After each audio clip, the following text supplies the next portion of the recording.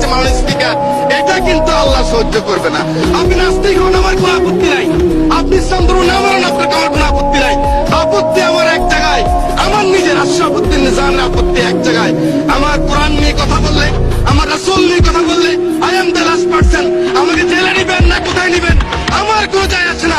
আমি কিন্তু প্রতিবাদ করবই করবো। মাননীয় স্পিকার, এই কওমি মাদ্রাসার মানুষগুলি, এই ফুরকানিয়া মাদ্রাসার মানুষগুলি, এই মাদ্রাসার মানুষগুলি, মসজিদের মুয়াজ্জিন ইমাম সাহেব, আপনাকে, আমাকে, সকলকে, অনেককে, যারা মুসলমান, আমার মা যখন আমাকে ফুরকানিয়া পাঠিয়েছেন, বিসমিল্লাহির রহমানির রহিম আমি যখন শিখলাম, আউযুবিল্লাহ শিখলাম, এই মানুষগুলির হাতে, এই মানুষগুলি আমাকে শিখেছেন মৃত্যুর পরে মান রব্বুকা মান হাযা, মান রব্বুকা মান দীনুকা মান হাযাল্লাযী ফিহি।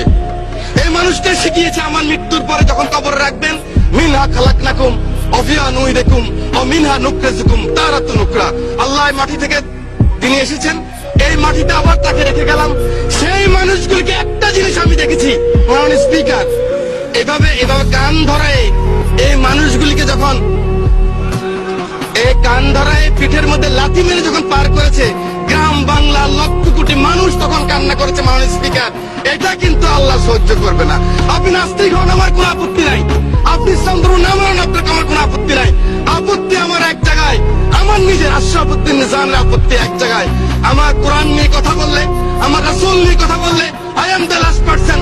আমাকে জেলে নিবেন না কোথায় নিবেন আমার কোনো যায় আসে না। আমি কিন্তু প্রতিবাদ করবই করবো। মাননীয় স্পিকার।